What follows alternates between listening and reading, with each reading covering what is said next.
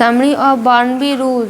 Barnaby रूज Charles Dickens द्वारा लिखा गया एक ऐतिहासिक नॉवेल है जो लंदन में 1780 के गॉर्डन दंगों की पृष्ठभूमि पर आधारित है। कथानक सारांश। उपन्यास दो कथानक के इर्द गिर्द घूमता है, रूबेन हेडेल की रहस्यमय हत्या और गॉर्डन दंगों से पहले और उसके दौरान की घटनाएं। कैरेक्टर्स की बात करें तो पहला है बार्नाबी रूज, एक सरल चित्त और मासूम युवक। दूसरा है मिसेस रूज, बार्नबी की सुरक्षात्मक माँ। फिर है जेफरी हेडेल, मारे गए रूबेन हेडेल के सख्त और दुखी चाचा। फिर है एम्मा हेडेल, जेफरी हेडेल की भतीजी। फिर है डॉली वैडेन, एक आकर्षक और उत्साही युवती।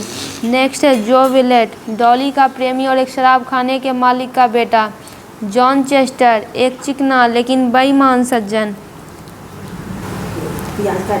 एडवर्ड चेस्टर, जॉन चेस्टर का बेटा और एम्मा हेडेल का प्रेमी। कथानक रहस्य और तनाव। कहानी की शुरुआत जेफरी के भाई रूबेन हेडेल की अनसुलझी हत्या से होती है। बार्नबी रूज और उसकी मां अपने एक रहस्य के कारण गरीबी और भय में रहते हैं। फिर है कि प्रेम और संघर्ष। जो विलेट डॉली बर्डेन से शादी करना चाहता है लेकिन उनके परिवार वाले उसे अस्वीकार कर देते हैं।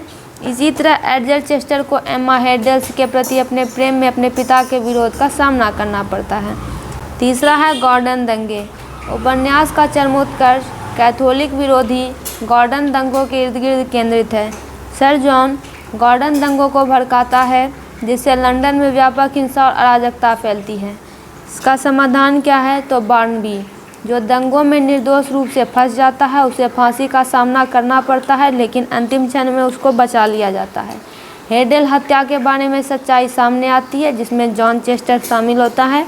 उपन्यास रोमांटिक उलझनों के समाधान और दंगों के अंत के साथ समाप्त होता है। फिर आता है विषय तो सामाजिक अन्याय। डिकेंस सामाजिक असमानता और भीड़ मानसिकता के परिणामों पर प्रकाश डालते हैं। दूसरा है मासूमियत और अपराध बोध। भ्रष्टाचार और हिंसा की दुनिया के बीच बार्नबी का चरित्र मासूमियत का प्रतीक है। तीसरा है प्रेम और बलिदान। रोमांटिक उपकथानक प्रेम, बलिदान और पारिवारिक कर्तव्य के विषयों पर जोर देते हैं। बार्नबी रूज साजिश, रोमांस और ऐतिहासिक टिप्पणियों का एक समृद्ध ताना बाना है जो वास्तविक ऐतिहासिक घटनाओं के साथ काल्पनिक कथाओं को मिलाने में डिकेंस की महारत को दर्शाता है।